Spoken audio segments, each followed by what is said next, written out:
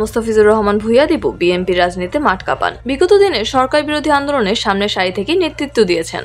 এবার তিনি দায়িত্ব নিয়েই বদলে ফেলেছেন নারায়ণগঞ্জের ব্যবসায়ী সংগঠনের আস্থার স্থল Narayanganj chamber of commerce and ইন্ডাস্ট্রিকে। সভাপতি হিসেবে দায়িত্ব নেওয়ার পর থেকেই দীপু প্রমাণ করে চলেছেন তার দূরদর্শিতা ও কার্যকর নেতৃত্বের ক্ষমতা। এরই মধ্যে নারায়ণগঞ্জ শহরের গলার কাটা খ্যাত যানজট নিরসনে তার উদ্যোগ সকলের কাছে গ্রহণযোগ্য হয়ে উঠতে শুরু করেছে। রোজার সময় শহরের স্বেচ্ছাসেবী নিয়োগ ও বর্তমানে ফের উদ্যোগে তিনি প্রশংসিত হচ্ছেন। 19 ফেব্রুয়ারি সভাপতি নির্বাচিত হওয়ার পর মাত্র 6 মাসের ব্যবধানে তিনি গ্রহণ করেছেন একাধিক যুগান্তকারী পদক্ষেপ, যা বদলে দিয়েছে চেম্বারের চিত্র।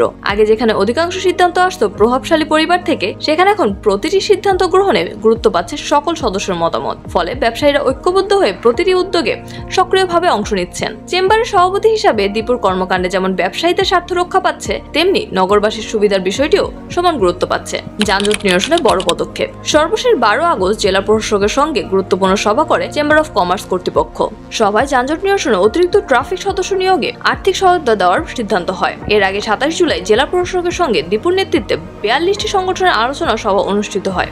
সেখানে দীপু শহরের ভয়াবহ যানজট সমস্যার চিত্র তুলে ধরে বলে, চাষারা মোড়, Chanmari stand, 2 number rail gate, police lines, Khanpur road, কালীর বাজার, পঞ্চবটি মোড় ও শিবু মার্কেট এলাকাগুলোতে ট্রাফিক ব্যবস্থাপনার অভাব, অবৈধ পার্কিং ও দখলদারিত্বের কারণে সাধারণ মানুষ প্রতিদিন দুর্ভোগ পোহাচ্ছেন।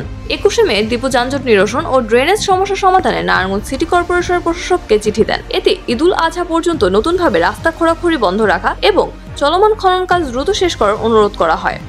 7 মে যানজট নিরসন সংক্রান্ত বিশেষ আইন শৃঙ্খলা সভায় চেম্বারের প্রশংসা হয়। পবিত্র মাহে রমজানে তাদের উদ্যোগে শহর তীব্র যানজট থেকে রক্ষা পায়। এর আগেও 5 মার্চ রমজানকে কেন্দ্র করে চেম্বার জেলা পুলিশকে আর্থিক সহায়তা দেয় এবং শহরের গুরুত্বপূর্ণ মোড়ে 170 জন সদস্য নিয়োজিত করে। সামাজিক কর্মকাণ্ড ও অবকাঠামো উন্নয়ন। গত 20 এপ্রিল নারায়ণগঞ্জ কেন্দ্রীয় ঈদগাহ মাঠের দেয়াল সংস্কার ও সৌন্দর্য বর্ধনে জেলা প্রশাসককে 5 লাখ টাকা অনুদান দেয় চেম্বার।